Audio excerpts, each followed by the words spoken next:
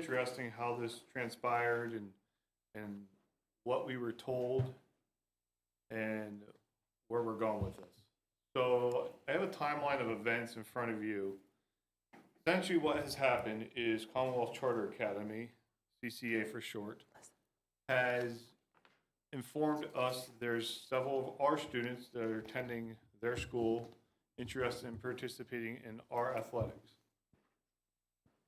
It is allowed and permissible by board policy. I think Dr. Elmer is required by law. And school code as well. So that happened at the beginning of August. On August the 15th, CCA informed us that their board voted and we were allowed to charge them $399.89 per student, up to a maximum of $500. And I'll go into the calculation in a minute on how they got to there, some of the issues we have with that. So on August the 21st, I called them and I said, okay, so the first thing you're using is our actual 3,200 expenditures, which are student activities in the account code section. They're using actual expenditures for 3,200s. I said, and then they're dividing that by our grand total population of all of our students, better known as ADMs. That's in our world, we use ADMs, average daily membership. I said, well, my issue and concern with this is your formula doesn't even match the formula that our tuition rate that we pay you is.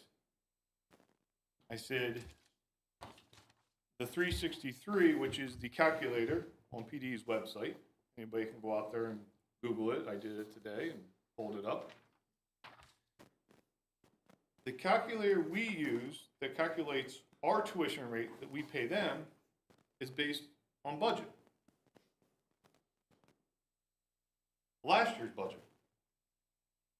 But they're using last year's actuals. The interesting part is last year's actuals is less than last year's budget. And I knew that was going to be the case because we've had some coaches budgeted positions that were never filled. On top of it, then they're using last year's ADMs. They're using 2023 actuals and ADMs because that's the latest and greatest information they can get from PD. And that's what she kept saying on the phone. Well, that was the information we got from PD. I understand that. But I kept going back to your formula you're using doesn't even come close to the formula to the 363. She says, well, it needs to be fair and appropriate. I said, well, I'd really like to hear a lawyer tell me that not using a formula based on the 363 for us to calculate our tuition rate to you is fair and appropriate. So she, in the end, told me, well, that's what our board approved. And I said, well, I'll have a conversation with my board about the rate that your board approved that we're allowed to charge you. So you'll see on the agenda this evening on finance, a rate that we calculate. One last thing regarding their number. Remember I told you they used every student in the district use this. Those of you that don't know it, I have a second grader and a fifth grader in the district.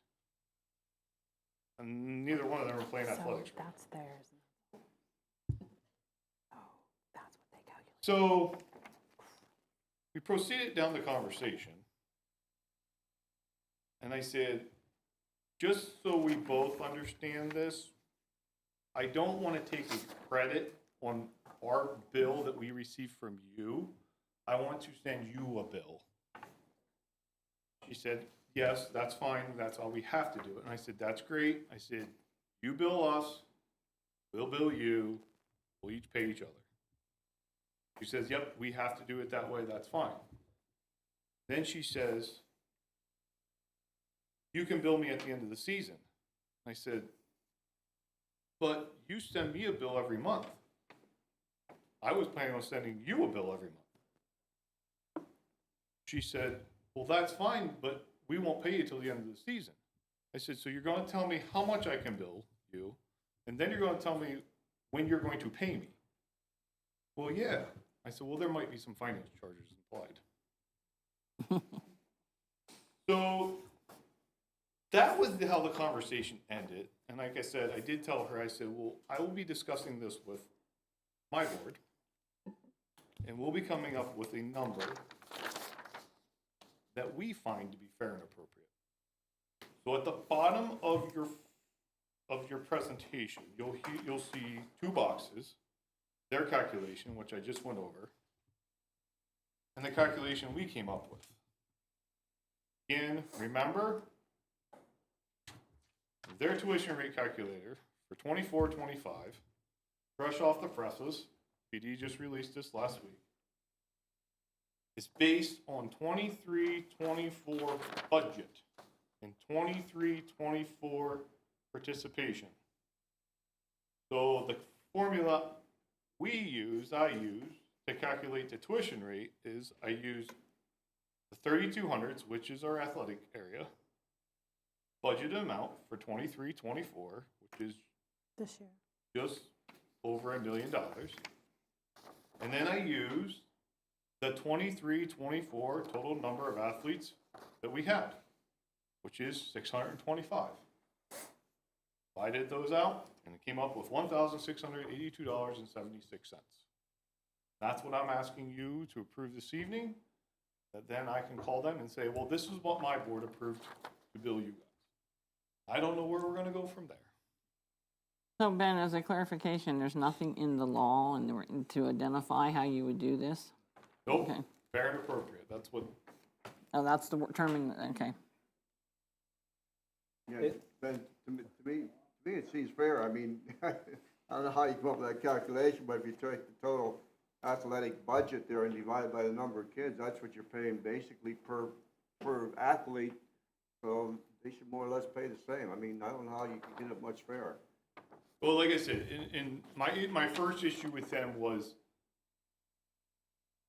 just the basis of the calculation doesn't match the basis that PDEs were giving us for your tuition rate. Like, I would just pulled this out and started with this as my basis of the calculator. Like, when I first saw this email, and it was late on a Friday night, it about put me through a sunroof. Also, don't forget, for those of you that are, and maybe you just, even if you were here, didn't know, we report the number of participating athletes. That's a report that Bill Minster has to file annually. So that number is also reported, that 625 number. Any other questions for Mr. Enders or comments? Or clarity on a very unclear situation from their side. I will say them credit. They at least told me how they calculated it. Sometimes you have to figure out where they came up with their numbers. Thank you. Thank you, Ben. I'm also going to recognize Mr. Armbruster to review the high school TSI plan. There is also a document sitting at your seat of what he's going to go over in hard copy. The entire plan was attached to the agenda and you got it in an update. Don't forget though that he did present on this back in February. I know it's been a while, that's why I asked him to come back again. And as he talks, you'll remember you've already approved all the course changes that we made based on this plan. Those were approved going into this school year. A lot of what he's going to talk about is in place, but you're required to submit this plan in order to be in compliance with responding to the designation. So he's here to talk about it. You do have a one-page summary document, but don't forget, it was presented in February, and now we're to the point where we have to submit the plan. Go ahead. All right, good evening, board. As Dr. Ulmer said, this is something that we talked to you about back in February, but at that time, PDE did not have the template released for us to enter the plan into the document. So that's now available, and we can enter it, and probably in about another month, the next designations are going to come out. So just to give you a little bit of background, what TSI means. TSI is defined as schools in which performance by one or more student groups is at or below state established standards. And so we are considered a targeted support and improvement designation. And it was specific to our students with disabilities group from the 22-23 cohort. And that's important, like Mr. Enders just talked about. They're using the data that was published for 22-23. So these are students that graduated 2 years ago. They're no longer in Jersey Shore. And I think another important designation is with the 22-23 class, COVID exemptions were part of the Act 158 agreement. So students were considered proficient on the Keystone exams, whether they actually were proficient or not. And so Jersey Shore is one of 701 schools in Pennsylvania, the high school, that earned this designation. There are 2 classifications above this where the state pushes in and they have some say in what's going on. With our designation, it is a local decision, and so that's why we had the conversations that we had in February. We've been meeting with teachers, we've got professional development design. So there's a lot that goes into this plan, and this is just the format that we have to submit it. So if you look at the one-pager, there's the specific data that I pulled from our Future Ready Index from 22-23, where you can see that the high school did not perform up to the goal that the state has set, which is a 2033 goal.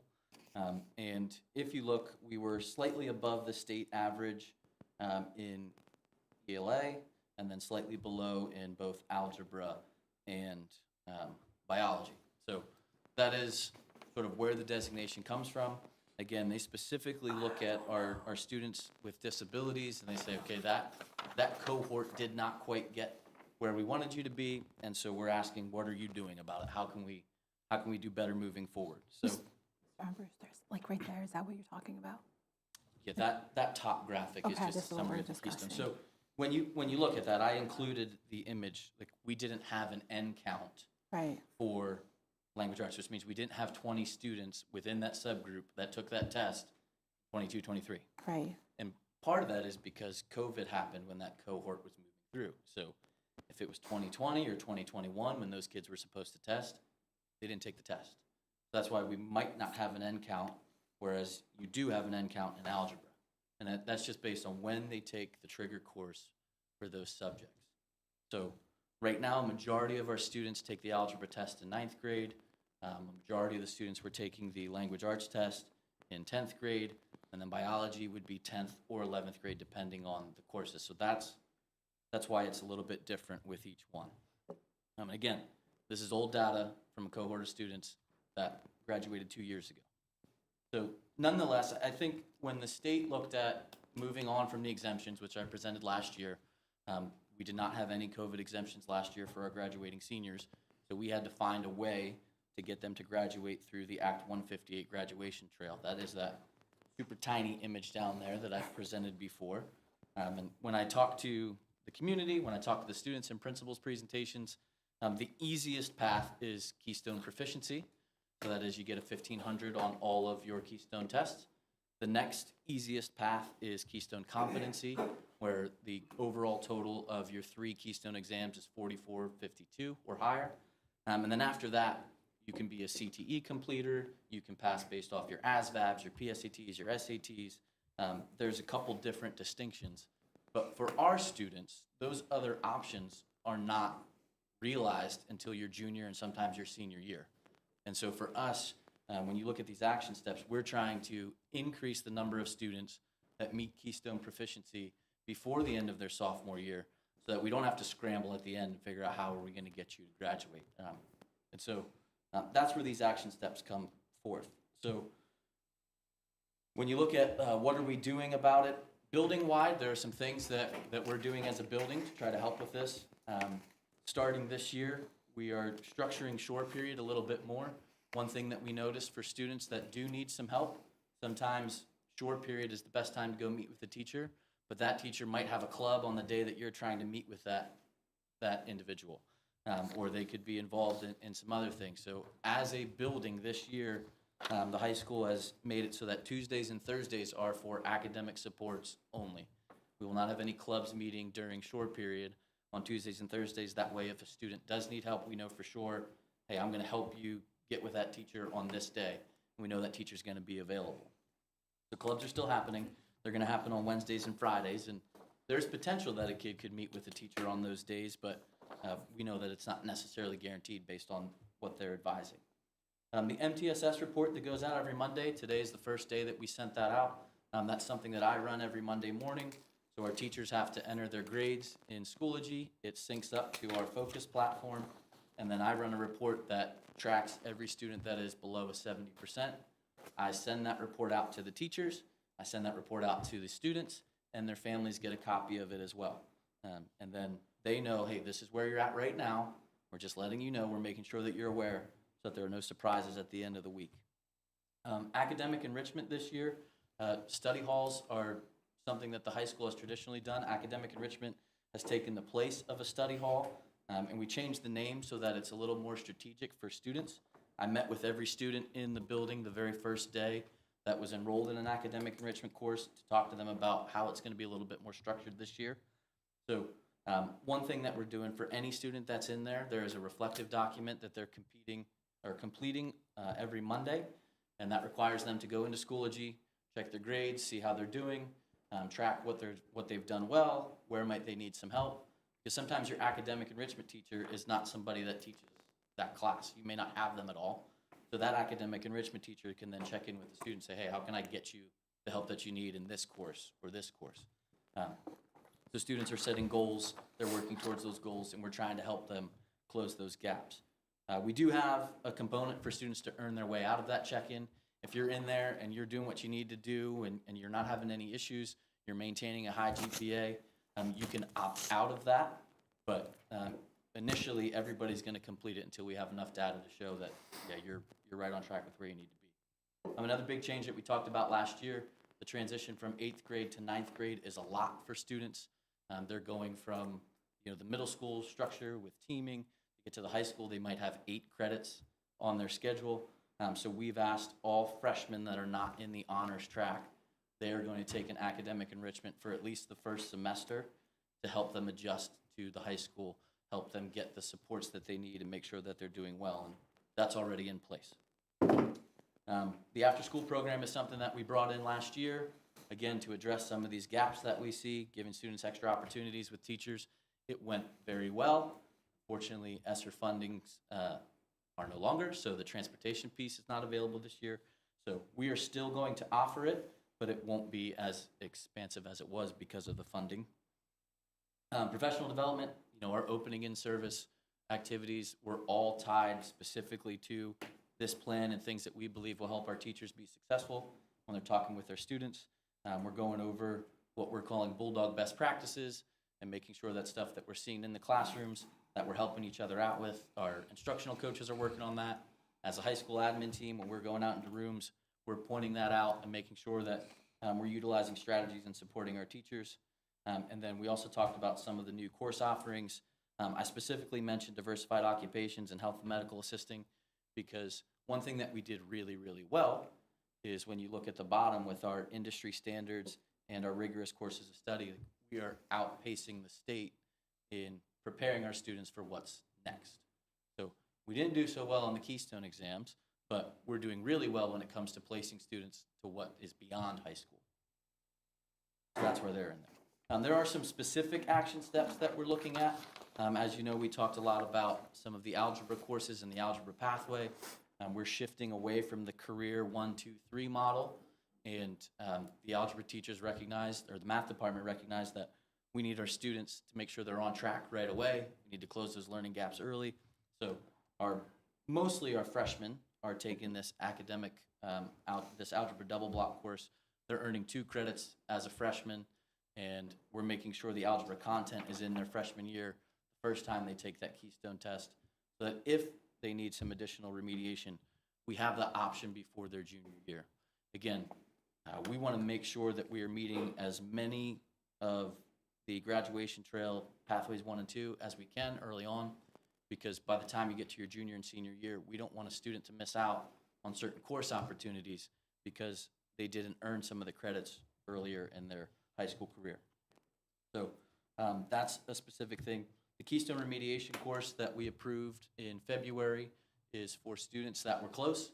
They received a basic designation. They were within 50 points. So this allows them to take that course, a remediation course, in the fall. They retake the Keystone in the winter, which tomorrow is when we register for those already, believe it or not. But they'll take the Keystones in the winter, and we'll have their results before the scheduling process even starts for the following year. And just a quick update on that. Last year, the math department, we met with the students, we talked with them, we encouraged them to retake the test. No remediation course or anything like that. Just told them, like, hey, we'd like you to try again. 91 out of 103 students showed growth. That's without remediation. That's without the knowledge that if it doesn't go well, you might have to take it again. Like, they just showed up, they did better, and 26 of them jumped up to proficiency. And so, again, I think it's important to recognize when this data came out, there were COVID exemptions. So the student knew when they were taking the test, whether I passed or not, I'm going to be proficient. And so there's not a whole lot of incentive to take it again. And so, we recognize that we were missing some students that should have performed well, didn't for whatever reason. But the data that we have coming back this year already shows that if we give them another opportunity, we can do well. So a couple other things to note, just retaking the Keystone exams. That's not something the high school was doing. And through conversations with other schools, and when I was down at the PDE conference, kind of a no-brainer. So we can offer students an additional opportunity. We can take Keystones in the winter. We're signed up for that. So again, with COVID exemptions, there wasn't really a reason, but now that those exemptions are gone, it makes sense that we want to do that. And then we also have some benchmarking pieces in place. The state has come out with a new benchmark called Firefly. So at the elementary level, they have Dibbles and they have Acadians, and iReady runs up to 8th grade. The high school level, there's not really a great benchmark for the trigger courses. So the state has created one that they want to pilot, and we signed up for the pilot, but it will not be ready until November. So we're going to start and get some data and see how it goes. We do the NOCTIs pre and post test. That goes towards our graduation rate. And our kids, again, if you look at the bottom of the page, we knock that out of the park. We are outperforming many of the schools across the state in that. And so at the end, I do want to say, yes, we have this designation. So do 701 other schools. I don't think, we're not shying away from it. We're taking it on, and we've got things in place that I think will help us. But I also want to make sure that we focus on the things that we are doing well. We're above the state average in attendance. Our career standards are well above the state average. Our graduation cohort rates, both 4-year and 5-year, are above the state average. Industry-based learning is above the state average. Rigorous courses of study, that's one I really wanted to point out. We're at 82.6% compared to the rest of the state, which is at 54. So that's our AP courses, our dual enrollments, our internships that we're providing, the DO, the Diversified Occupations class. We're doing a great job on a lot of these things, but our Keystone scores weren't where they needed to be back in 22 and 23. So that is a really fast summary of a 50-page document. Clarification, Justin, Keystone remediation, is that like an everyday course or once a week, and you do it in the fall semester? Yeah, so that's happening right now. It's happening in the fall, and it is a daily course. And they get credit for it. It's a half credit. But that is our students that were really close that just need a little bit extra. And so we have a full caseload of those students right now, and they're in the class right now, and I'm going to sign them up tomorrow for the Winter Keystones. At the winter Keystones, when do they do them now? So we're signing up for the second wave, which is like January 17th, I believe. Okay. But we intentionally are doing it towards the end of that course. give Thank them the you. most time. Because the goal is that we want to have our students, we want to know whether or not we need to look at a different pathway before their junior year. Listen, I'm just curious about the double block, algebra double block. That's a double period of algebra? Correct. How So- long are the periods? 43 minutes. I would love to see a lesson plan on that laid out, because to me, algebra, if you can't grasp one concept, it's a course that builds from one day to the next. You can't grasp one, I don't know how in the same double block period, you could go on to the next part of that algebra. I would love to see how that's laid out sometime. How Okay. how the class day would go, how the class periods would be laid out, or what's So involved in it. just to answer that real quickly, they've taken the content, so Career Algebra 1 and Career Algebra 2 were two standalone courses before, and Career Algebra 3. They took the algebra class and split it up into those areas to try to give students more time with that. So So it's instead more or of, less watered down. instead of stretching it out over 3 years, now we're gonna do it They in used 2. to have 2 courses across 2 years. We're putting those 2 courses into 1 year, but giving them the same amount of time, which is why it's a double block. So they used to have that much time, but they had it in 2 years of time. 1 block, 2 years. Now they're having 2 blocks, 1 year. Same amount of time, same content. And this is, I would consider this like an intervention-based course. These are our students that we know are performing below grade level. And so we're providing them with more opportunity, more time on task in the classroom. We have a co-teacher there. And so now, instead of taking the Keystone at the end of the 10th grade year, then we get the results back and we try to get a kid to take remediation. But as a junior, they're probably trying to get into a CTE program or some other option. We want to have that data ironed out and finalized so it's not limiting their options later. So we've taken what we were stretching out over 2 years and we're doing it in 1. And Did that was any- already approved, like that's happening. Do any of these kids already have taken the Keystone or no? Any of the kids In the in, double block? I don't believe so. Okay. Now, these are freshmen that we've identified at the 8th grade level. Like we talked to the 8th grade teachers, we looked at the 8th grade PVOS data, and we, based off of that, we sort of projected, hey, these are the kids that are gonna need a little bit extra support. Okay. Thank you. Yep. I have a question about the Firefly pilot. I'll do what I can. Okay. There is not a lot of information yet. No, there's not, but you've already applied for it, or, so that starts, I'm thinking, So November is the first time that Yes. they're gonna release anything, okay? okay, so that's when we start at the school, is in November, or are you going to review it and then, or how So- does that? Or we Yeah. don't know, I shouldn't have asked that They question. really haven't given us much of anything. Okay. I could- November might be when we get to see it. Oh, geez, really? So it might be a second semester thing. Okay, Well, and they're planning to unroll it over 3 years. right, So I think we'll get algebra this year, and then language arts the next, and then biology down the line, because the science standards need time to get implemented. So okay, we're at their mercy with that, but I will say, we really don't have, there's not many options at the high school level. So we're willing to try it. It may help us. right. My other question is about the 2-block algebra. I mean, is it going to be set up sort of like the iReady, where students will evolve as they do better? I think I understand that, or am I wrong? So this is not a program. There are No, it's not a two no, but I'm teachers just saying, leading is it but- set like but that, the where? idea is that these are students that we know need extra supports Right. in order to master algebraic concepts. So we're giving them more time. They have another teacher in the room, and they are able to assess throughout the year. They are going to use iReady within that class Right, because we've identified these are students that we know are going to need the help. They're right, not projected to be at grade level. They're not projected to perform well on the Keystones. And so we are doing what we can to increase their odds. okay, And again, the alternative was we wait until their junior year, take career 3. By then, they might want to be getting into CTE program, but because they don't have the credits, they may not have been eligible for that. So this is Right. really a proactive approach to making sure the students transition well and have their most opportunities in front of them. Right. Yeah, good luck. And I just, only because like, if you're a student and math is not your forte, 2 blocks of algebra seems like a lot.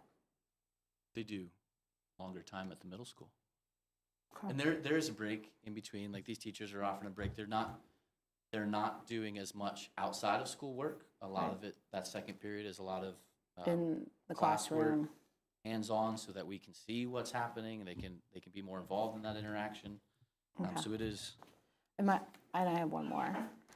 So the clubs that are on Wednesdays, that will be Wednesdays and Fridays. okay, so that will be, which is when clubs will be down and they will be going to get support, like, Tuesdays and Thursdays. okay, Tuesdays and Thursdays. Yep. Now, how do you know that, if they don't do that, they don't get support, then what is that, free study hall? What will that be if they don't go for support? So our students are all assigned a location during shore period. Right, So if they're not going out to the teacher, they're the going. teacher, then they're going to be in that shore room.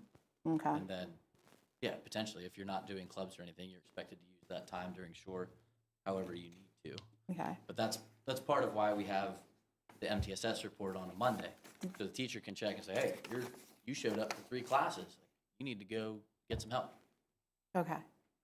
All right, All right? yep. Anybody else? Any other questions?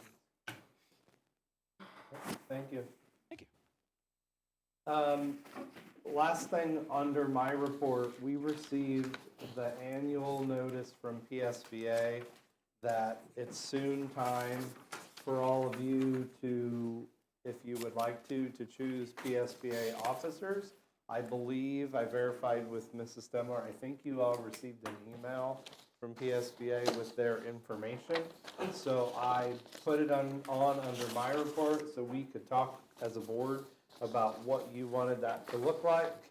I know the question we got asked last year that we didn't have clarity on was, do we have to? And do you want to speak to that? Because you did get that clarification today. The answer is no, you don't have to. And you don't have to vote at all, or you don't have to vote for a particular candidate at all. So, right now, I think there's 3 positions. Have to elect president, elect vice president, and trust officer. So if you would want to vote for the president-elect but not vote for the vice president, abstain from the vice president election.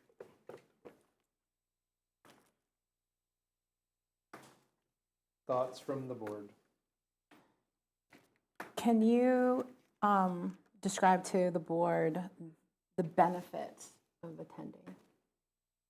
You're not attending You're not anything. attending. Well, This is- being a part of it, like being, like What participating. is your I guess I should say. association? It is your school board's association. You do get regular information from them about, I mean, they have all of your emails, and I usually see what is coming through because I get it too, but it's essentially guidance from the state level. They're your association. Also ask questions of them. Yeah. So they can get legal advice and stuff. As from a board perspective, yeah.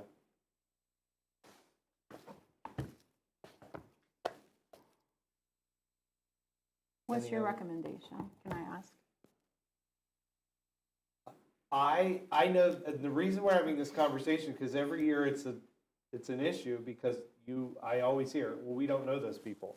I mean, you get an email with their video or bio or whatever, and then you struggle to vote without knowing who you're voting for. So that was why we asked the question, before we even put it on an agenda, do we have to?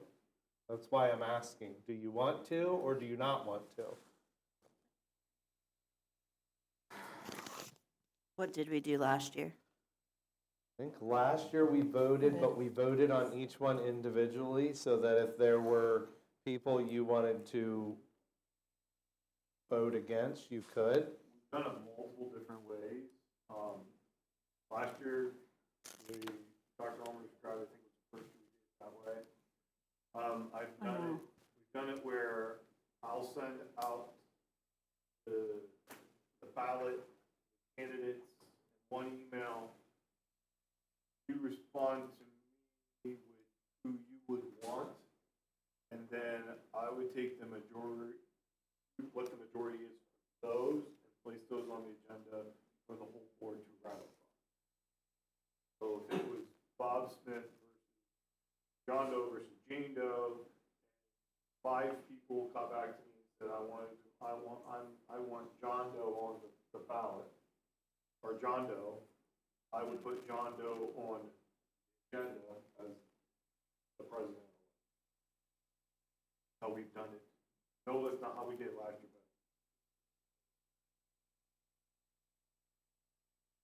but I also think last year was the year There really there wasn't a wasn't any choice. options. Like, it No, we was- just had to sign her name in those lines. yeah, it was And like some of them one weren't the same candidate people for anyhow. They, every position. Like, here's the one person you can choose if you want to. I just got the ballot today, so I haven't honestly even looked at it to see if there's multiple people in the positions running. When does the vote have to be in by?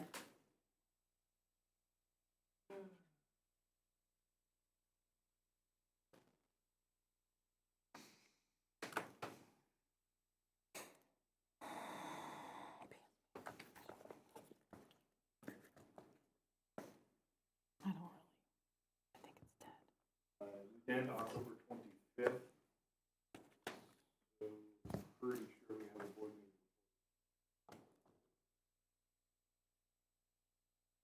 No, we don't. So we would have to vote on the 14th.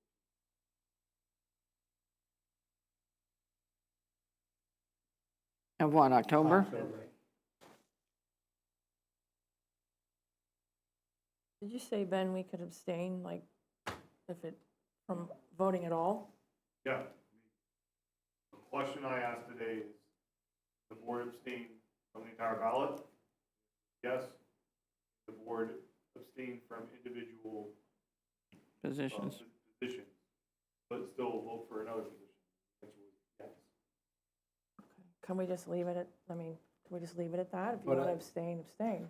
But I think the distinction is, if we choose to, and that's where we get, I want to make sure everybody understands. As a board, you could abstain from the process. If we put it on the ballot, you don't have a reason to abstain from casting a vote in that board meeting, which is the issue we got ourselves into before, is legally, if it's on the agenda, unless you have a legal reason to abstain, you have to vote yes or no. So we were clarifying, can the whole board say we don't want to? That is our form of abstention. Does that make sense?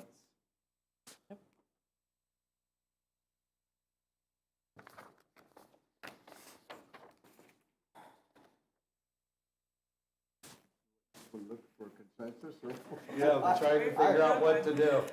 Before I thought we always got a paper ballot ourselves, and we checked them off and handed them into Ben or whatever, I and think we got a I legal thought you opinion. submitted everybody's vote. It must be different now. Yeah, I believe we got a legal opinion a couple years ago that it had to be a public vote, because there is case law that you can't, as a board in a public meeting, take a paper ballot. From my consensus, I just do not, because like you say, I know none of those people, I agree with Harry. so, whatever. Yep, I agree. Anybody else? Yep. I got multiple, we'd like to just abstain. Anybody disagree? I disagree. I mean, that's kind of our, is to figure it out, like figure out who these people are, or I mean, if you have questions, by all means, call PSBA and see who they are.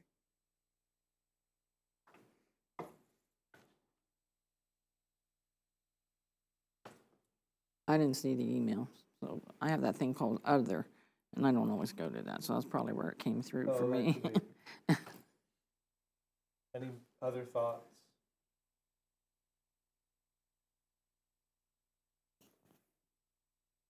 Need a motion one way or the other? No, No, you no. can't take a motion. No, I'm just really getting your thoughts on what we need to do on a Well, future so we agenda. got an email with all the candidates, and it has information on them. Yep. So maybe at the next board meeting, we can give a consensus, yes, go ahead, or no go. I sometimes worry about, do we want to give up that ability to have that option to have any say at all when it could, What I can do, what I will do is, I will send you the traditional email I send you every year okay, with the ballot and the link to the video. so then by the next I'll board send meeting, that we can. out this week. And then we can discuss at the next meeting. Since it would come from me, it should be buried in some spam.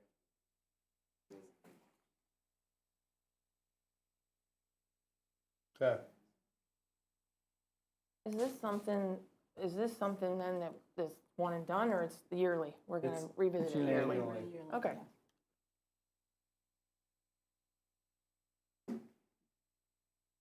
That's my report. It might not be all positions yearly, but we get a ballot yearly.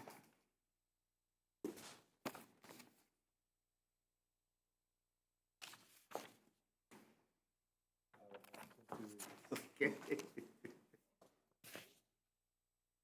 All right. Thank you, Dr. Almer.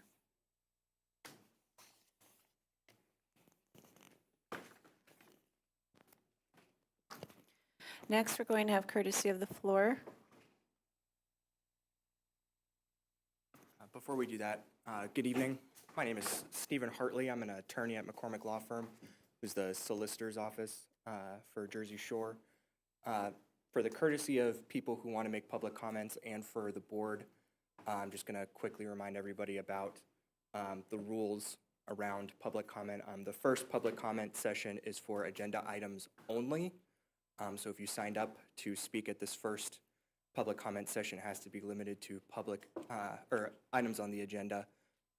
The second public comment session is for items that aren't on the agenda. Again, that's a public comment session. It's not a Q&A. The board does not need to answer any questions here. If it wants to answer questions, it can do that on its own. We need to be respectful both of the time constraints and of the board. You're to address the board directly, and out of respect for the people who want to make comments and for the board who needs to continue to do business, please limit yourself to the time limit. I don't want to cut anybody off, but I will. I don't want to redirect anybody to strictly addressing the board, but I will do that. And that's it. Thank you. Okay, so we had one person sign up tonight, Mr. Schweitzer. However, as you're approaching the podium, I cannot make out what it is that you wanted to actually discuss that you have written down here for tonight. Under finance? Okay.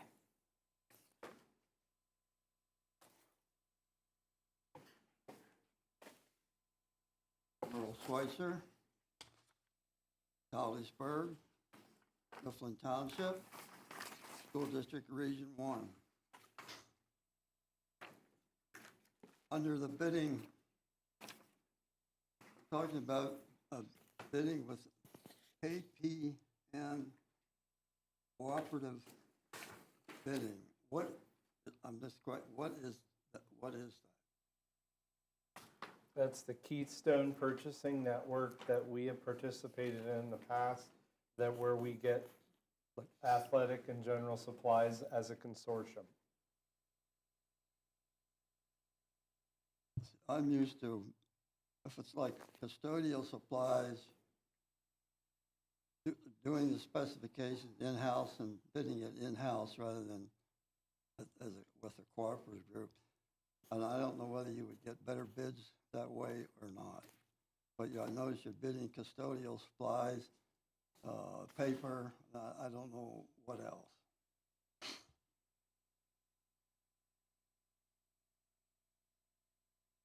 Next question has to do with tuition. Don't know, I hope I have this right. Looks like we're transferring about 1.5 million from the budgetary reserve into paying our tuition bill for the charter school. I didn't know that the budgetary reserve was to be used to pay tuition.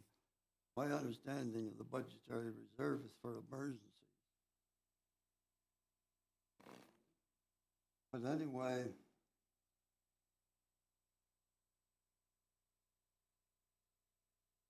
we're transferring 1.5 million out of the budgetary reserve. At one point, I think the budgetary reserve was 3 million, then it went down to 2.5 million, then it went down to 2.1 million. So there's not too much left in the budgetary reserve. And I thought tuition, I thought was budgeted under object 400 in the budget, specific object for tuition. So I assume there's tuition budgeted somewhere else in the budget. Moving money out of the budgetary reserve in the first quarter of the budget to pay for this charter school, I think that money would be in the correct object. It wouldn't have to transfer any money out of the budgetary reserve. The other question is, how much charter school costs per student, what that is now. Two groups, there's charter schools kids, a regular charter school kids, and then those that need additional help. So there's two different fees there. I wonder what the cost per student is on that. And then the last question has to do we receive reimbursement from the state for charter school tuition or online learning? Are we receiving any reimbursement from the state? Because I understand that we're not. And I don't know what's going on there. Thank you. Thank you, Mr. Schweitzer.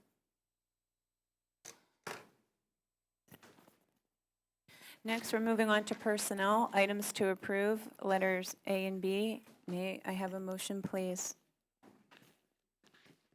Make a motion. Say that again. That was me. Thank you. Any questions or concerns?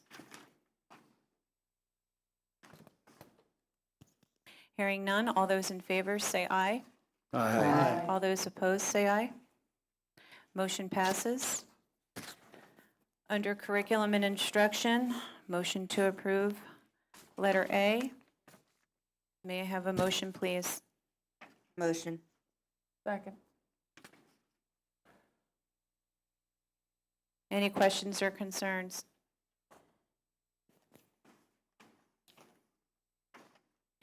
Hearing, I just want to say before you vote that I appreciate the amount of work that Mr. Armbruster, Dr. Seagraves, Mr. Bittner, and the high school staff put into that.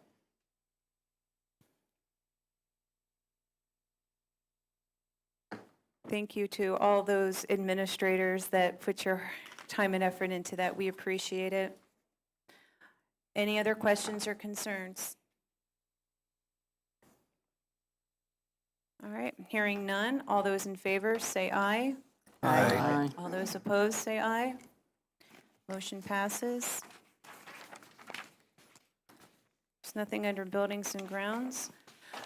Under finance, items to approve, A through C. May I have a motion, please? So moved. I'll second. Of course. Just so you know, I had some notes I prepared for this. C and B are not related. C is what I presented on this evening. B is the amount we have placed in the budget for charter school as a contingency. The fact that we're unsure where our enrollment will be throughout the year. We have for 23-24, we had $1.3 million budgeted in the contingency for charter schools. We're moving that to regular ed and to special ed. 560 is the object code for tuition. The total cost for charter schools, I just got the final bills that last week, came in at just under $3.8 million. We have budgeted $3,445,000, so we will be approximately $350,000 short from what our cost was from what we were budgeted for 23-24.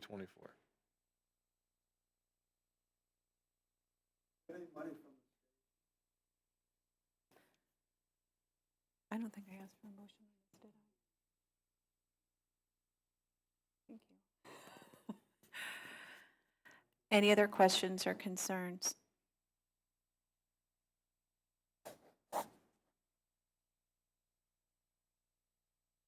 Okay, hearing none. All those in favor, say aye. Aye. Aye. All those opposed? Motion passes. Moving on to miscellaneous, items to approve, A through D. May I have a motion, please? Motion. Who was the first one? I apologize. Ah, Sherry.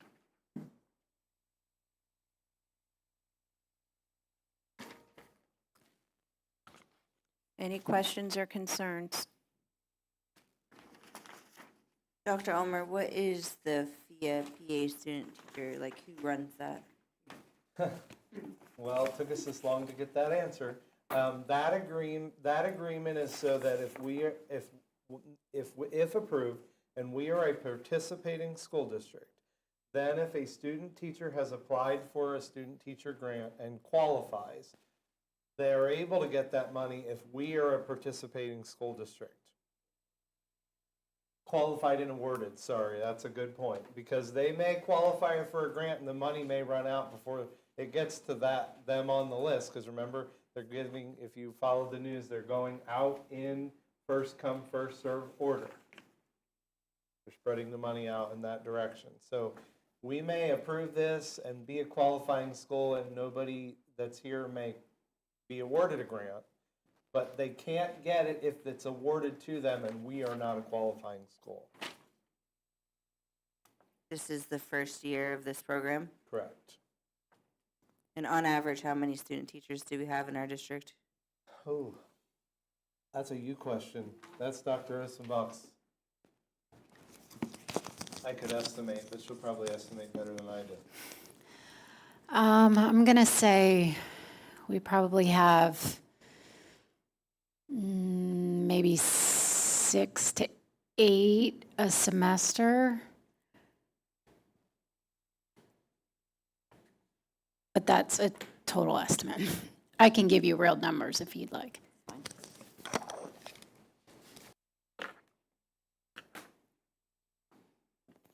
Any other questions or concerns?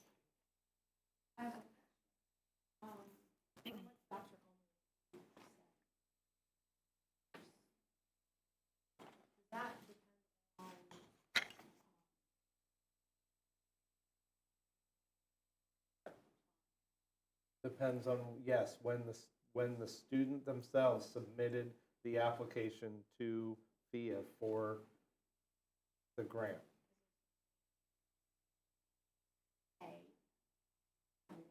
From my understanding, it's coming from the university level, like they're, and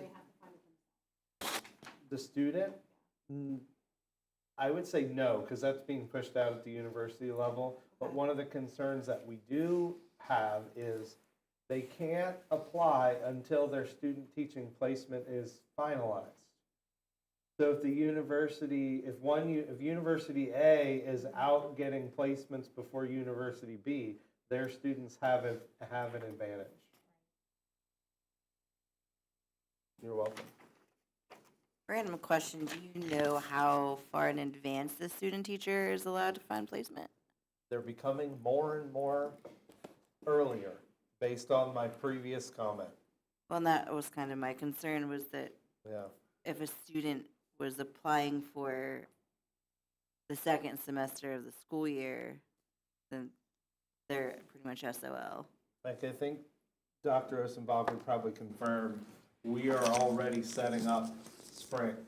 Yes, yes, we are.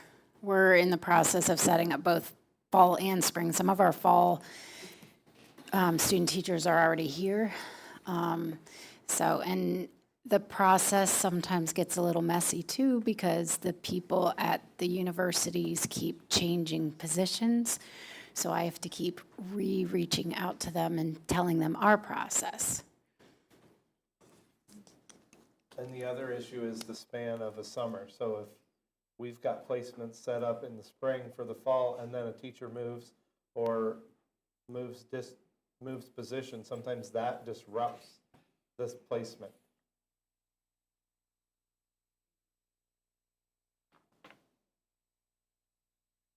Any other questions? Okay, hearing none. All those in favor, say aye. Aye. All those opposed? Motion passes. Okay.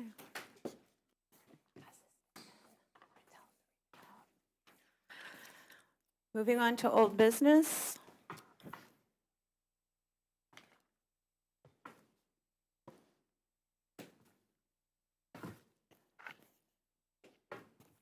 If the board would like to discuss, now's your opportunity to discuss from things of the hearing, anything under old business that you'd like to bring up. One question I have for the board, those that attended the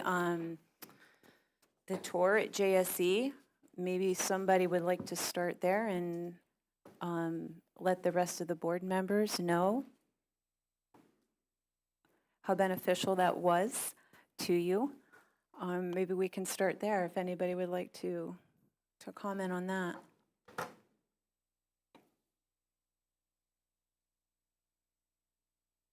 I just want to say that I attended it. However, I have not had time between Friday and now to gather my thoughts and compile them into something presentable. I apologize.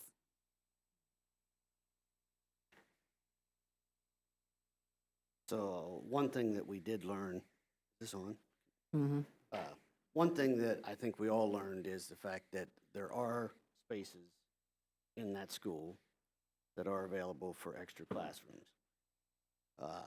There was actually more than I thought, because, you know, looking at the drawings, it was hard to tell what room was what for sure, but there are definitely more rooms available in that building than I thought there was to start with, so. But I have quite a few questions actually here. So, talking more about school, if we close something down,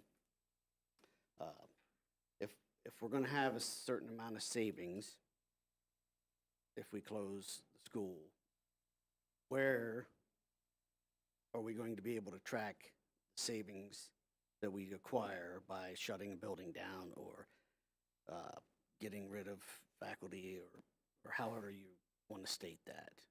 Is there a plan in place to be able to track anything like that?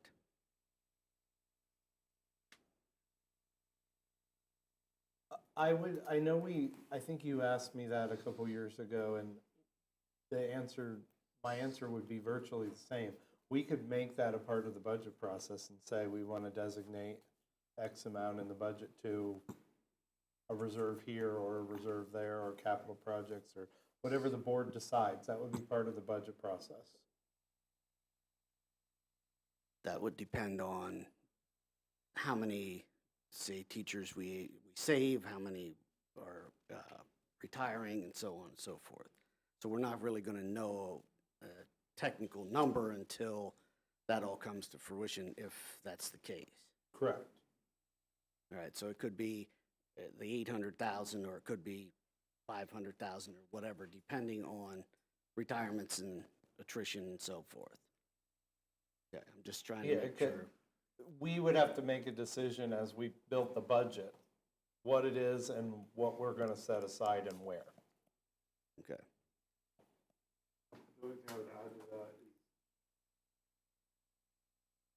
the $800,000 that was calculated is based on attritional savings. And I think Dr. Ulmer has made it very clear that the positions will be eliminated through attritional savings. So you're not looking at, even if it's not in year one and it's year two, not looking at it as, well, we're going to furlough a B1 teacher. It's going to be at minimum a B17, probably an M30 17. So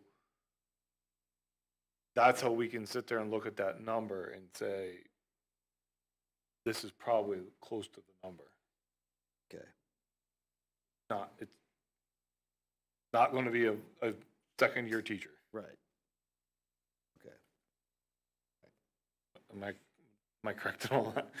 Yeah, no, you're right on. And what is in the presentation was a first year. We calculated that number based on a first year, but if we're taking them off of retirement, the number goes up. Right. Okay.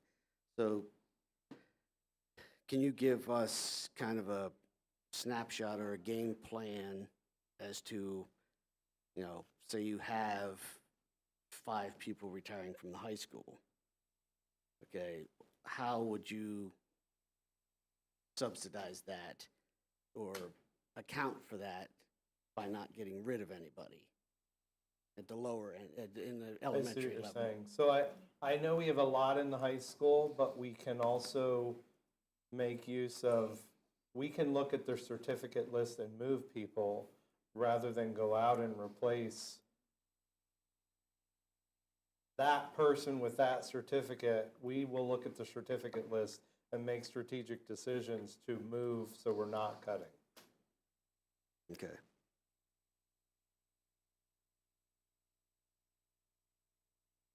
Can I ask a question in regards to that real quick? So can you actually guarantee in year 1 of closure how much savings we would accrue? Question. Because sitting here right now, you don't know who's retiring, right? No, we do not. We have not. We don't, your deadline is March 1st. Yeah.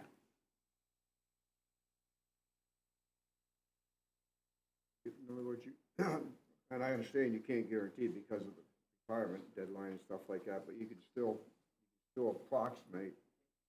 We have an What we idea. had said before, 860,000, as Mr. Ender said, it may be even more because of the people retiring of what level they're at than what you actually approximated, correct, or not? Well, Close to it. that 800,000 is just based on the closure of a school, though. Right. So that doesn't take into account who's retiring and all of that. You know, that 800,000 number was, if you close Salisbury, this is what that cost to operate that place.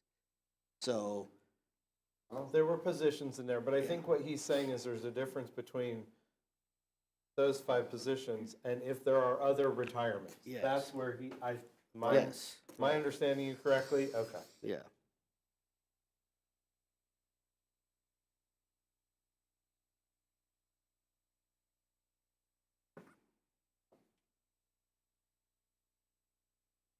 I have a question about the like your 10-year plan.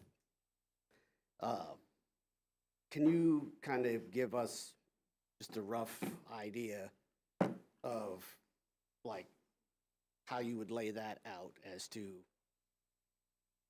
what's happening at the middle school, what is going on at the elementary level, and are we doing projects in that 10 years at the high school? I know it's kind of a long shot, and it's a guesstimation, but can you give us like some kind of an idea? In terms of how it will roll out? Yes. So one of the conversations I had after the last meeting, when I went back to Site Logic and said, you know, can we have a conversation about how that would strategically work? You have an idea from each building what work needs to be done. The process would look like you would go to them and you would say, we have And I'm going to pause for a second to say, I have talked to Jamie Doyle, and she's going to be at the next meeting. She's going to be present on the 23rd. So you would go to Site Logic and you would say, we are going to make available X amount of money. And they would come to you and work up a couple options of, okay, we're going to go, we have the X amount of money, we want you to go to the middle school and we're going to do work there. They would come with options, probably through Buildings and Grounds first. Mark and I would give input, we would narrow down the scope of the work, make decisions about what the board was going to go forward with. Then they would, based on what you picked to do, they would tell you what the actual timeline would be and how long it would take and how they would go about that work. That all would inform how quickly you get through the steps of the process.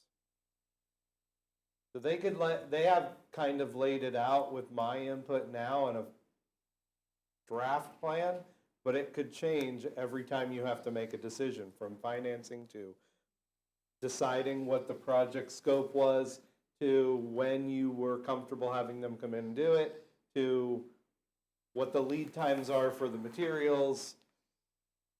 All of that is variable throughout the process. So in order to do any of these projects, we have to have an architectural plan. Correct. So is there any kind of a concept of time as to how long that would take? And, you know, what would that cost us to do that portion of it? That would be factored into the scope based on what you pick to do in terms of the work you pick to do. Okay, but still it's going to cost an X amount of money. Oh, yeah. And all of this stuff should be done prior to anybody doing any work, obviously, right? So in order to take the next step to talk even about doing something like that, we have to have a plan in place in order to kind of move forward.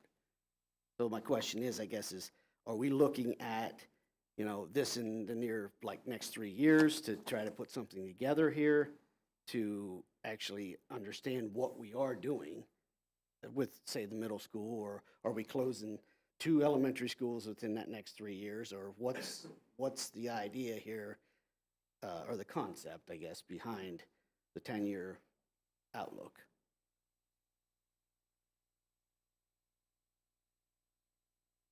I think that needs to be informed by the Buildings and Grounds Committee once the board determines what available money we have. Okay. One of the things, and I mean, we're talking 10 years. We throw 10 years out, it could be 10, it could be 8, it could be 12, goodness knows. What is the ultimate goal here? The ultimate goal, as I see it, and correct me if I'm wrong, you're looking at basically in town being a campus, the elementary, middle school, and high school. And then elementary will be K to 4, and middle school will be 5 to 8, and high school 9 to 12 with CTE. Am I correct on that assumption? That's the way it's drafted, but there's a lot of decisions that would have to take place between now and that being reality. So, to me, the monkey in the room is the middle school, changing it to 5 through 8, which directly I don't have a problem. But that school is now only 6 through 8. So before we get too far into the process, don't we need to have some guarantee that that school will hold a 5 through 8 and there's room to do it? Isn't that an architectural decision? Yes, and it would have to be part of what Mr. Allen was just talking about. So to me, that's almost before you start looking too far in anything, that has to be a determination and has to be made, because finishing out that plan in that manner, that has to be a decision that's either made or not made, because it's a whole different ballgame if we can't do it. So I just think that's one of the early steps that has to happen. That's just my opinion. Well, and one of the other things is, you know, the longer you wait to do this, you know, the prices are going to fluctuate all over the place. It could go up, could go down, you never know on certain materials, but I think, you know, the longer we kick this down the road, the harder it's going to be to figure out just how much money do we need to do at least part of this stuff that we want to try to do here. So, Dr. Ulmer, those of us that toured JSC saw the physical space, plenty of room for a move if we elect to close Salzburg.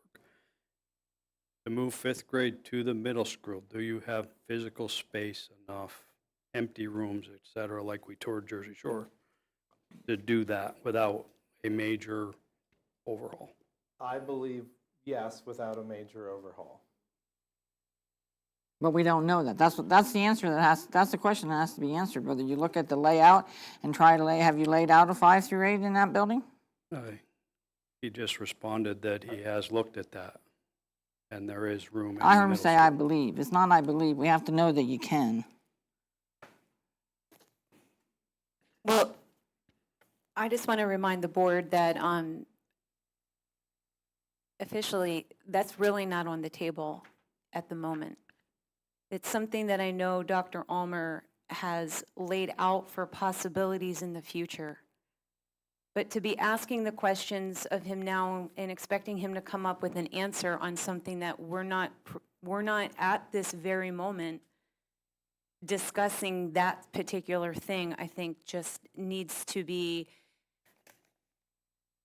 kept at a later conversation. If that's something the board wants to pursue and have an answer to that, then that needs to be directly communicated to Dr. Ulmer.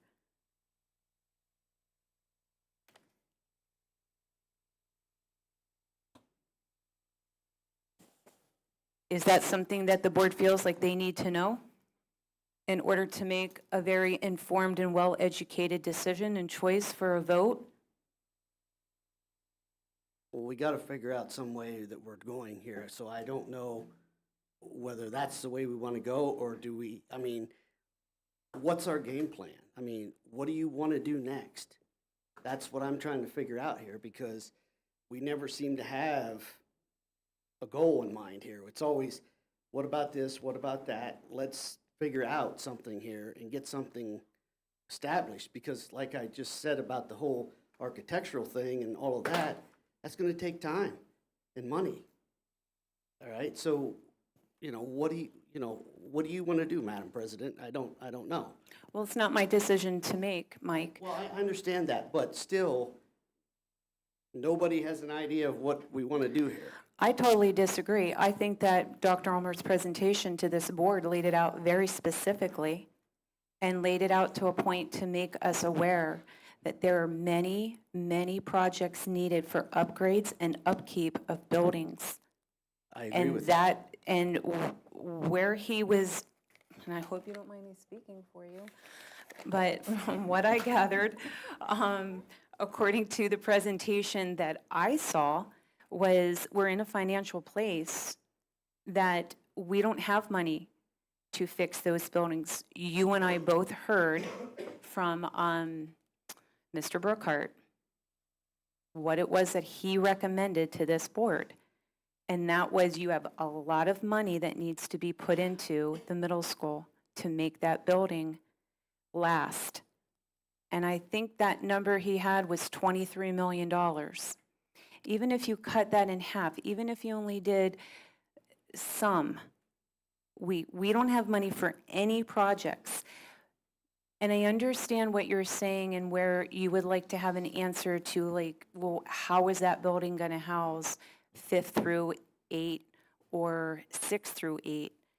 But that building first needs to have some renovations done to it before you even addressed that. Some of the, from what I remember seeing on, I don't know if it was building envelope, there was a lot of renovations all over the place. So in my mind at the moment, I can't think specifically of what they were.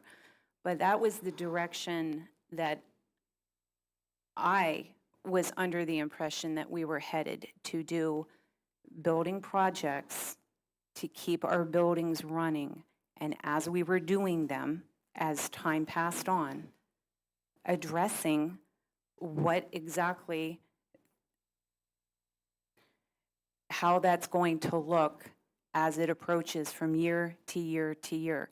Yes, he does have something down on paper, but to say it's going to stay that way from year to year to year depends upon finances, depends upon votes, board changes, it depends upon many different factors. I understand all that, but we still have to have some kind of a path to start on here. So if we close the school, there's some money. We don't know how much yet. We're gonna save that into an account according to what I heard tonight, okay? So obviously, that's not gonna be enough to do a lot, okay? But once we do that, or if we do that, then what's the next step? Okay, so, I'm just trying to get in my head here to figure out how we want to move forward with this, because every time we talk about it, there's no answers to it. So, let's say if we close something, Avis or whatever, Salisbury, whatever it may be, there's the possibility of the whole land thing, but we don't know anything about that at this point. Okay, we saved money by closing the building down. We don't save enough to really do a lot of projects with that, so it looks like we're going to take the next step at the next board meeting to talk to Jamie, is it Jamie? Jamie, to find out or have her present to us what our next step is. Is that what I'm thinking we're doing next, or is that how we're going in that direction? Well, the last meeting I was asked if she could come and Right. talk to the board. So she is going to be here on the 23rd. Okay, so she can update us on, like, what we can borrow, what we can do. She's updating the document that you have in your binder from August of 2023. Okay, all right. So that gives us some kind of an idea where we're going a little bit down the road here. So then we can make a decision after we figure that out, and then maybe, if we're selling lots off or whatever we may do in the future, that's extra to the kitty to put towards renovations or whatever maintenance objects we gotta do, correct? Okay, like I said, I'm just trying to make sure I'm on the same page here so that we know what to do next. My thoughts would be this: when we close the school, if we close the school, we're gonna have some money savings, and at that time we should be able to get a loan, take a loan out or something of some type. We're gonna have money then to do the repairs, and then my idea of doing these repairs would be to maybe separate the schools out, middle school, JSE, Avis, whatever it is, and have Site Logic maybe prioritize what has to be done in those repairs, what they think would be the number one things that have to be repaired, along with Dr. Armour, Mark Wall. And I would like to see maybe the building principal, because they're living in that building, basically. They probably know more about that building than maybe Mr. Wall, of what actually would have to be done, prioritized. Maybe even get the teachers involved, give them a list from maybe Site Logic and Mr. Wall and stuff, maybe give that list to the teachers and see what they might see might need to be done first. And, come up with these repairs, priority. We're not gonna do all of them, as Michelle said. But Right, we might do half of them, but to me, that would be the direction. Close the school, have the money to get the funds. Then once we have the funds, then we can prioritize, let's say the middle school, what these people, Site Logic, Dr. Armour, Mark Wall, and whatever, us involved also, Building and Grounds Committee, and see what we want to do. There's a lot of things that we probably not going to do. right. So like some of the people have been saying, it don't make sense. Like cementing a post in the ground, it's in the dirt or something like that. Doesn't make sense. Prioritize these somehow, and then see what for funds we can obtain, and then maybe go a little bit in one building, a little bit in another building, whatever has to be done first. Would This be is what I'm, my direction. this is what I'm trying to say. We have to have an idea, like you're talking about, Right. to figure out where we're going. And I'm just trying to get an idea of what that direction is. You know what I To me, mean? that's the only thing that makes Yeah. sense. We So- need money to get a loan. Once we have a loan, we can prioritize what we need done and go from there. We need more money maybe down the road. So Like you you're say, gonna get a 2, 3, loan. 4, 5 loans. We're gonna have to float a bond or something. Well, I understand that, but you're saying we'll get a loan, them decide. Don't we need to decide where the money, where we want to do first, and really how much? It's gonna have to go hand in hand. We're gonna have to obtain some kind of a bond or something like that and know what we're gonna do with it. And I The don't- repairs that we're gonna make are gonna have to determine what we're gonna need, monies and stuff. It's common sense. I'm not disagreeing with the process Mr. Brungard laid out, but regardless what the process is, there's going to be input over time, and it could change. So my fear is I could give you a detail A to B right now. And I think we've all heard, and I've heard it 100 times in this room. We had a plan and you didn't do it. So do you want to write a plan and have it on paper and present it to the public and listen to the next 10 years of you had a plan and then you didn't follow through with it? That's my fear. I get that. Because it's going to change as you make decisions. Right. Monthly, yearly, whatever. Right. It definitely has to. No, but you can certainly identify what an ultimate goal is, and how you how you get from here to here can go 25 different directions. But do we identify to the public what is the ultimate goal, or we just make it up every year? That's my problem. I don't have a problem with this overall plan. I don't have a problem making the school district better for all of our students. I just read an article on the harms of closing schools and what it does and what they thought it did and what it really does. So, I mean, has anybody even looked at that? I want to just chime in here, please, for 3 seconds. Honestly, I don't care what we do with these physical buildings. However, you need to make sure that you are keeping these class sizes in check. This is the education of these children. Will they adapt to where they're at? More than likely, yes. But the amount of time that a child gets one-on-one in an elementary class needs to be correct. We are trying to teach them how to read. We are trying to teach them how to do math. We are trying to teach them how to be a part of society. Kids in mind, please, regardless of however many rooms are available in a building. The fact that we have more children in kindergarten classes than we should currently, and not filling a position at an outlying building is very concerning. Because if you do the math, you could make up another class size. These are our children. This is what their parents want. Don't take your sight off of that, please. Thank you.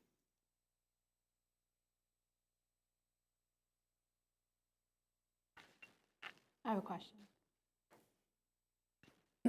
So, my tablet died, so I had to look on my phone for the information. And then I blame Mr. Armbruster because you fostered the thought. So I've noticed that the population was like a decline in 3%. And so I thought I'd look it up again, as in return enrollment versus where we're at. It's still a decline. I mean, depending on where you look, it's gone up a 0.5% or a 1%. It hasn't really come up. So that being said, if enrollment is declining, are we keeping check on that as, you know, as we continue this thought process and looking at the different scenarios? Because classroom size will be affected, because I do know that in some other school districts that their kindergarten classes have declined a lot more than us. Ours is kind of, I think I would say ours is kind of like stabilized. Like ours are stabilized. Like we're not looking at other schools, because there's other schools who have to do like more alternative measures to provide kindergarten for their districts, because they have such a big decline. And I'm just saying, like, if other schools are having to look at alternatives because of a decline, are we looking at that because our population is not going up? And I just took my dad, just as an example, I took my dad to a football game Friday, and he used to know everybody. But so many people, unfortunately, have passed away that it occurred to him on the way home, the people who used to see are no longer here. So I'm just saying, it's not just like the all elderly people, it's the people coming in also, like the population itself. And we're about 70% renters, I would guesstimate, in the borough. So how, I mean, we don't have a magic 8 ball to say that we'll always have that percentage, because even those renters, that's not a guaranteed population. You buy a home, you're kind of like, that's a better chance that these are the people that are going to stay in our community, not the other. That's all I wanted to say, is that something we should probably, be following. And I don't want to, like I said, I don't want to say a number. Like, that's more something I think Ben would be really good at, because, like, the percentage is a little floppy all over. But I haven't seen anywhere where it's gone back to, over what the population was anywhere in the United States. I haven't seen that.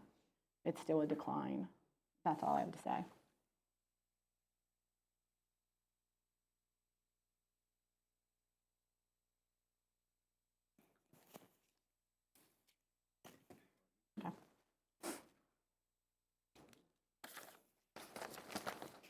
I would actually like to go back to Mary, to your comment about, not sure exactly what you meant by this, or even if I'm quoting it 100% correctly, but you had, what do you mean when you say making it up year by year as we go? What is it that you feel, like, can you clarify that? What is it that what is it we're making up year to year as? Well, that's kind of what you said. Whatever money we have, we'll decide to do this, or maybe we'll decide to do this. And I think we need to know, think we need to know what the next step is. They go hand in hand. Well, you can't take something such as taking a school and redeveloping it from 6 to 9 and 5 to 8, and not know that you don't want to get there and say, oh, we missed this and then it's not going to work, and already started to do all that. That's my thing is, we need to know, I need to know that 5 to 8 fits in the middle school, not I believe it will, or I think it might, or and because then how you get there from that point on doesn't really matter. You can deal with it. You know that this is where we're at, this is where we want to go. But is there anything going to stop us in the way? And something like that could stop us in the way. None of the other stuff should stop us along the way. I don't think there's anything else there that's that drastic that would stop us along the way. But that could. As far as stop us along the way, as far as what, projects that we're going to be working on?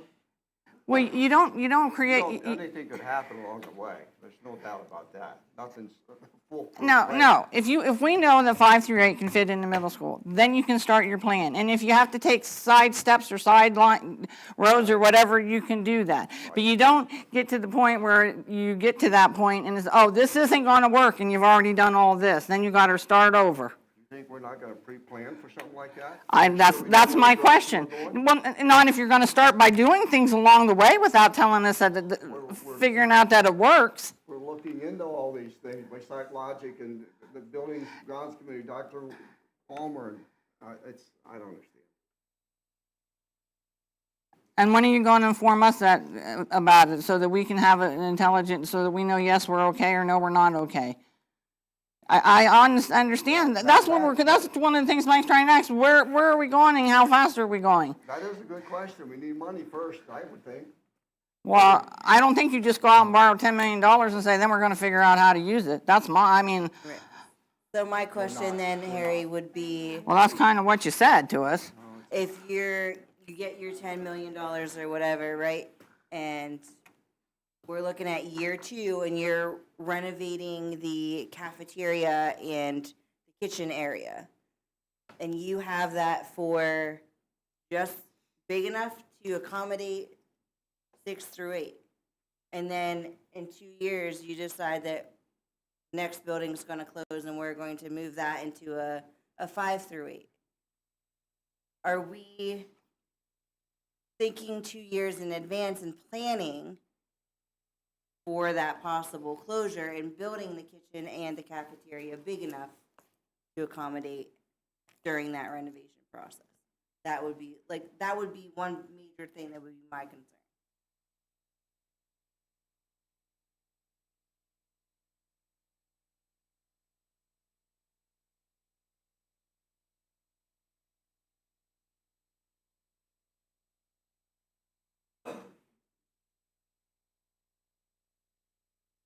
I can answer all that by saying none of it matters unless you take step one.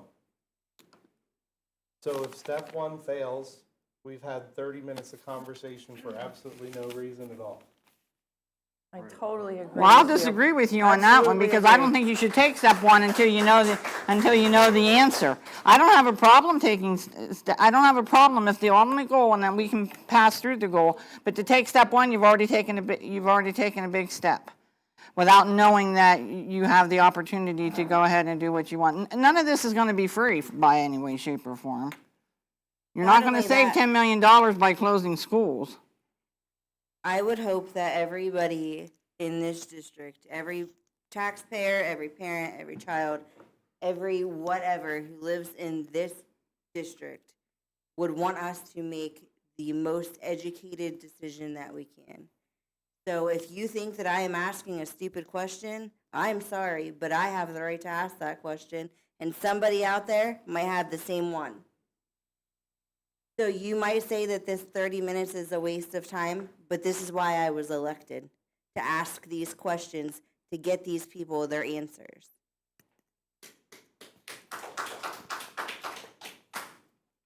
Well, Mrs. Calhoun, I don't think any of your questions by any means are stupid in any way, shape, or form.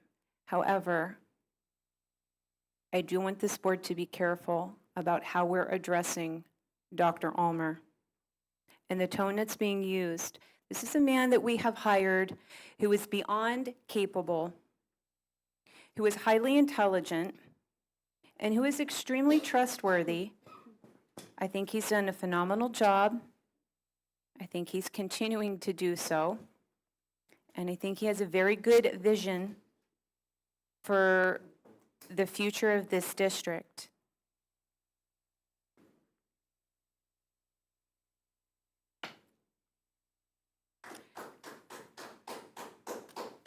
I didn't hear any board member say he doesn't have a good vision. Well, I think the line, excuse me, one You second, want us to ask Mr. questions, or Bloomberg. you don't want us to ask questions? You want us to just say, No. okay, we're blindly do whatever? I don't think we're here to do it blindly. No, I'm not insinuating that at all. But I just don't want there to be an undertone of distrust. Well, then we need to If talk. that is, well, I understand that, Mrs. Thomas. I don't disagree with you. But I feel like there's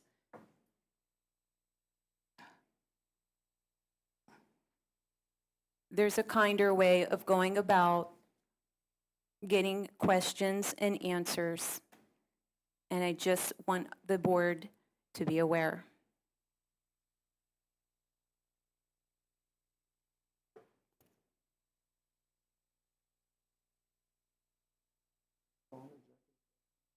I can do that. I do. I don't want to discuss it out here. Well, it has to be something you can discuss in executive session. Personnel discussion. Perhaps after the meeting, felt like that you could announce it I would say for afterwards. Because the last thing here is public comment. So after public comment, do you want to? That's fine. Okay. Stop the discussion now and then. Go to public comment.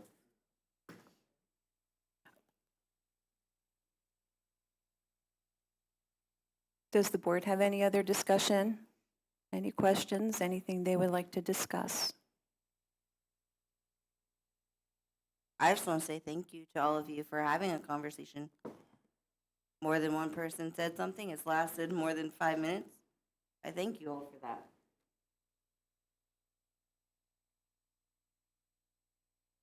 I just want to say one thing, if I may.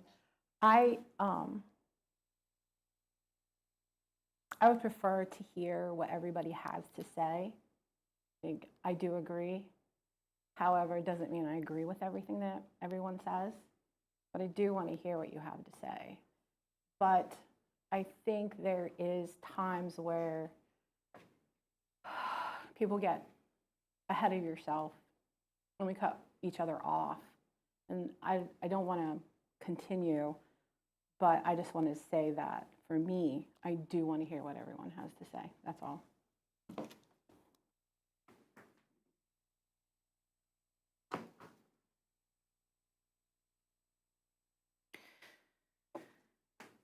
All right. We will now move on to courtesy of the floor.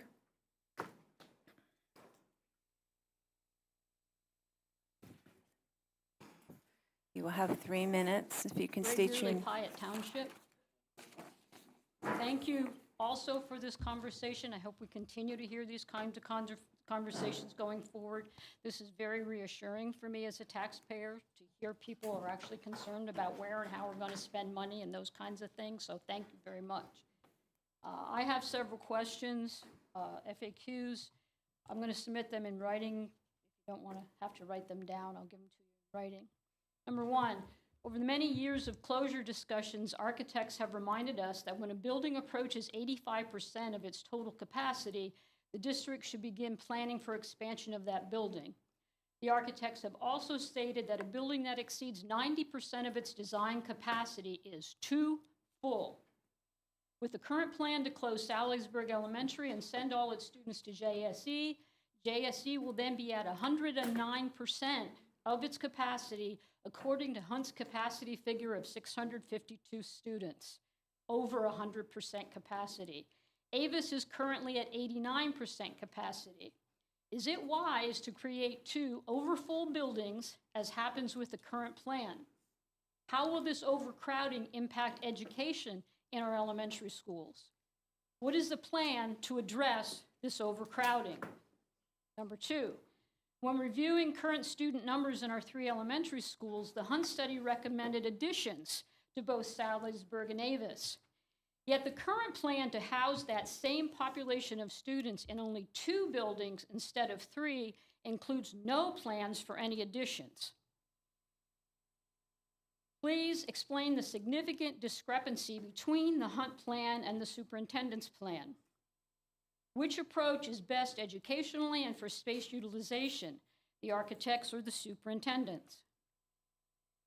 To the best of my knowledge, and this is not meant to be disparaging in any way, to the best of my knowledge, the superintendent is not a certified architect.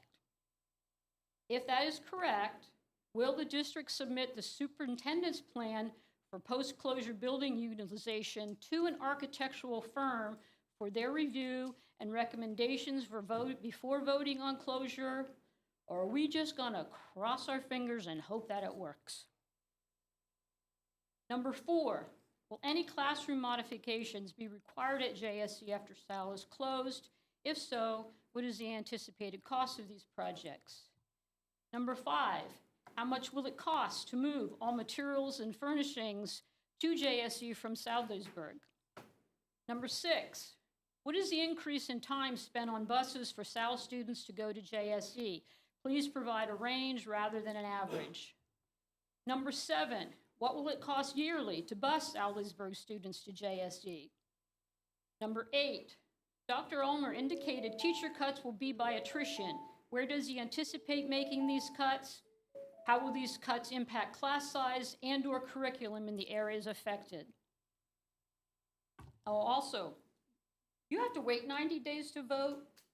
You can vote anytime afterwards, 9 months, 9 years, 900 years. You don't have to vote at 90 days. Thank you, Mrs. Beerley. Oh, did anybody get the answers to my questions on the sex-based distinction in sports that I asked for a month ago? I haven't gotten those yet. Going to.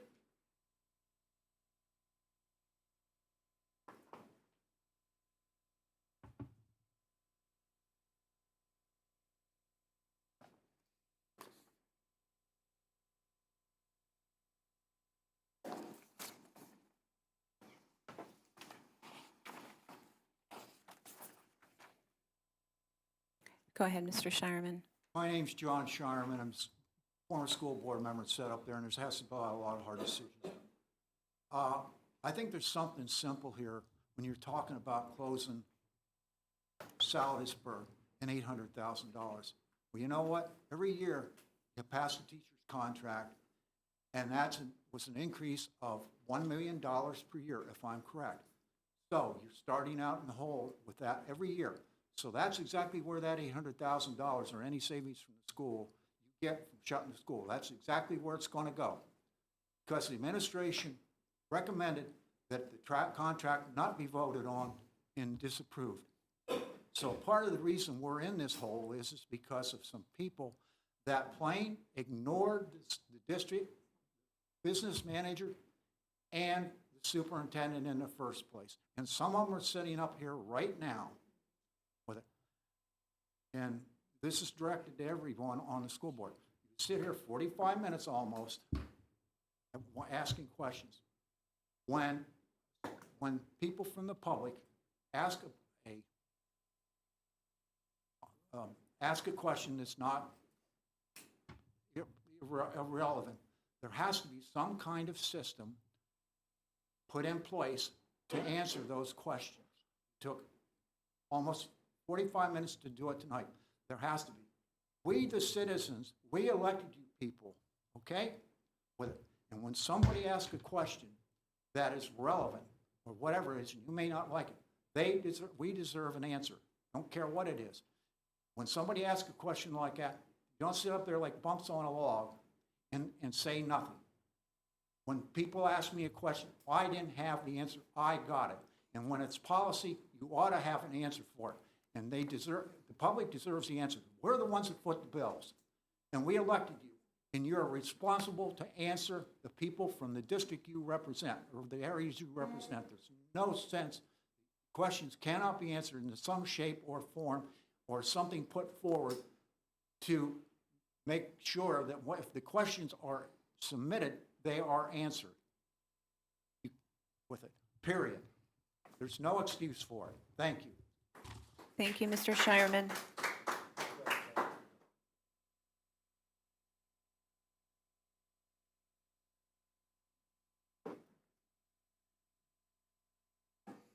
Justin Wall, Anthony Township. I did have some questions last meeting, and been some email correspondence. That question surfaced around the fact that if we look at the current utilization of JSD and the positions you propose to bring over from Sal, there's 55 units there that would need space. And you had pointed out you have 43 classrooms, and what I'm aware, you've got 2 small spaces, maybe 3. What wasn't answered then, and the response I got was basically parents shouldn't have that access to that information of what you're going to combine. I think you can do a better explanation than that. If you're going from 55 currently utilized classrooms and programs and spaces, and we're going to 43, I believe, excuse me, I'm being interrupted from the pulpit up here. I don't know why that's happening, but I'm off track now. Talking. You have a question? Mr. Wall, you can address me, not the board members, please. She was interrupting me, I'm sorry. So at the school board hearing there for the closure, there was a proposal of said to be $42 million needed in the next 5 years. It's categorically false. If you look at the site logic paperwork from what they have provided the district, there's 109 items that are listed as caution items that total into that 42 million, which have a date of 2031 to 2051. So when you tell us that $42 million needed in the next 3 to 5 years for the alarm, alert, and caution, yet there's 109 of those. Now, what do you subtract off the 42 to actually see what you need in the next 5 years? You don't know unless you do due diligence and ask for an itemized cost list from Site Logic to see what actually is priced into that or what increases they've put in there. Until you have that cost sheet from Site Logic, you can't deduce what actually is needed in the next 3 to 5 years, because it's not 42 million. If you look at your Site Logic paperwork, which I have here, 109 items that are listed in that 42 million are 6 years or beyond. I'm just asking to figure out what that actual number is.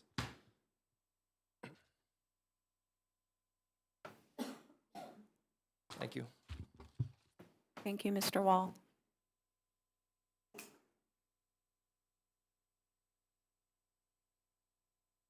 Shelley Helm, Hyatt Township. I first would like to, I came a little late, so I asked around if anybody did any, a little short prayer or anything for Mr. Jim Allen. A physics teacher, 37 years, in our school district, passed away this past week. He should have been recognized. I was wondering if there was any movement on the district newsletter. Haven't heard anything, haven't seen anything. I read all 47 pages of the TSI. Very easy to read, but that's my background, and I wish you the best of luck in all the remediation. There are some things that, I don't know, I think I would talk about eliminating on there. Policy 903. That needs addressed by the board president.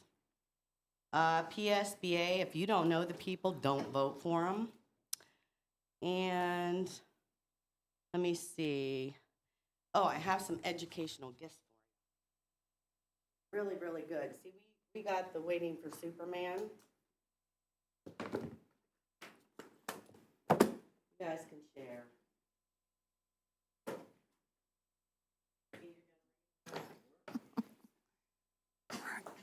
Might want to read it. Thank you, Mrs. Holm.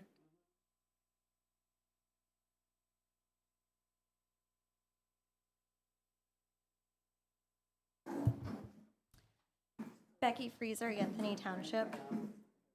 Good evening. The quoted savings for the closure of Saldiesburg Elementary is $860,000. This is already inflated because the figures were quoted assuming each staff member to be eliminated is taking the full benefit package. However, for benefit of my point, we'll assume it's not inflated. Upon researching the PA Department of Education's website, I was able to conclude that the 22-23 school year, the per student tuition rate that JSASD paid to charter was $13,922.71 for non-special education, $29,964.35 for special education. The 23-24 rate was $14,697.14 for non-special education and $31,390 for special education. I'd love to share the 24-25 rates with you, but they're unavailable on the website, and I was not provided the enrollment information from the district upon request. So please understand the tuition rates from 22-23 to 23-24 increased nearly 6%. One can only assume the cost will continue to increase. If we take the 23-24 rate of $14,697.14, not accounting for an increase, which I'm sure has already happened, and not accounting for any children falling into the special education tuition fee, you only need to lose 59 students to charter to not have a penny in savings from closing Saldiesburg. I'm being extremely generous, and you need to realize the number is actually a lot less students. When you account for the actual savings from employees, the actual tuition cost next year, it will be much lower than 59 students. That's less than 10 students per grade level at your elementary schools. Have you listened to the community and the parents who have children in these schools? It's 2024, and like it or not, we have options. One cyber school pod could take 20 kids out of your brick and mortar school. It could take nearly 60 if we stretched it into 3 to 4 classrooms. There's already conversation with local churches about using their social halls. This doesn't account for students that go to Sugar Valley, and this doesn't account for families who have someone to stay home with students to do cyber charter. It's not just parents from Saldiesburg that are going to pull their children into alternative education. Do you really think JSE parents want 217 kids moving into their school, increasing their class sizes and decreasing the value of their children's education? Last year, the vote was to equal class sizes because JSE classes were too big. Now we want to increase the class sizes to what was too big last year. The conversations are happening, and I hope you take it into consideration when you make this decision. Thank you. Thank you, Becky. Well, it's getting a little boring there for a while. Bob Pryor, Mifflin Township. You know, did you ever hear the term, the chickens came home to roost? Well, that's what's happening. People have been trying to tell you this would happen when there are bad decisions by previous boards, I must say, eventually it's going to come back and it's going to bite you. And you can't make decisions as previous boards have on emotions and agendas, frankly. I know there was an agenda. But anyway, where was all this forward thinking? I'm talking to 3 of the previous board members. Sorry, Madam Chairperson, I'm talking to you, but where was all this concern about looking down the road at how it would affect the district when everybody voted for option 3, which kind of came in late in the game, and I know where it came from? Where was all this looking down the road then, wanting facts and figures, when you voted for option 3, and it cost the district over $100-some thousand, I think $140,000, to transport kids to balance the class sizes? And where was all your forward thinking when you passed a lucrative contract, very lucrative contract in this day and age, looking at the economy? Where was all your forward thinking then? Or could that have been an agenda? I think it was. And then again, where was all your concern of looking down the road when you put a partial roof replacement on Saladaysburg, $500,000, when the roof wasn't leaking, when you could have waited, and if the roof did leak, patch it temporarily? Where was all this forward thinking and wanting to look down the road then? It wasn't there because you had an agenda. And you were successful, but it cost the taxpayers money. So where was it then? It's about time you start thinking together in unity, because I was on a board that we're unified. Let's get the biggest bang out of our buck that we spend in our school district, what the taxpayers can afford, and still provide a suitable education for the students. We're not a Harvard. We don't have to be a Harvard here. Anyway, I just want you to think that over. And if any of the previous school board members, 3 of you, if you want a crystal ball, I'd be willing to buy one for you. It might help you out in your thinking. Thank you. Thank you, Mr. Pryor.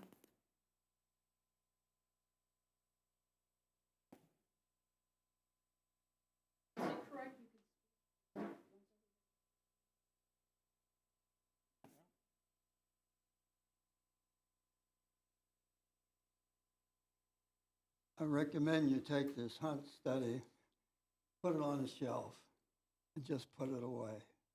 I've had a lot of experience with facilities. 20 years in State College as a physical plant director on the school board here. I've gone through schools many, many times. I've gone through the schools in this school district. Schools in this school district are in excellent condition. Our custodial staff and our maintenance staff are taking care of our schools. We don't need to renovate. We don't need to add on. We don't need to do anything but just continue to march out at least to 2030, pay off our $15 million debt, and forget closing schools, forget looking at doing what the Hunt people are recommending, because I totally disagree with the Hunt study. Unrealistic. Came up with 80-some projects on schools, our schools that are in excellent condition. How could they do that? How could they live with themselves? School architects are in the school business, to make money for themselves. Case in point was the closure of Nipponose, and then then move the children into Jersey Shore Elementary. To do that, we had to spend $15 million in JSASD when we not ever needed to close the schools. I can't think of a reason now why we should close the Saladaysburg School. I haven't heard any reason for closing Saladaysburg School from the superintendent, from the administration, from anyone, because there is no reason to close the school. Where you have 200 and some children, the scores in English, math, and science are the highest, the cost per student, all these good things. There's no reason to take that school away from our children. And it disturbs me. I'm really disturbed. I've had, like I said, 20 years in this business. Then I've had 4 years on the board here in Jersey Shore. I know what I'm talking about when I say we don't need to do anything with our facilities, totally ignore the Hunt study, and let's just get back to work at educating our kids and et cetera, et cetera. I'm sorry. Thank you, Mr. Schweitzer.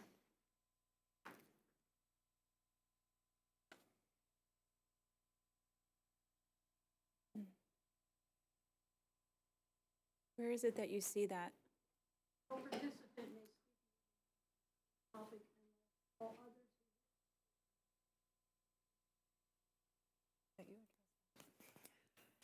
gonna say, generally speaking, the policy is that you can only speak once during each,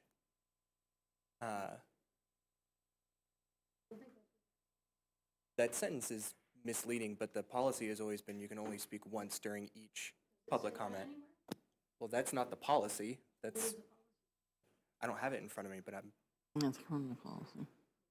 maybe that's something that we should address for the next board meeting to clarify what that says, because I understand her confusion.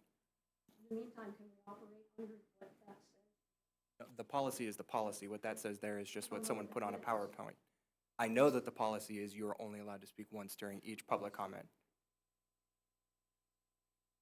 Thank you. I'm going to close courtesy of the floor. The meeting is adjourned, and we will be having an executive session to discuss personnel, but there will be no business conducted. Thank you.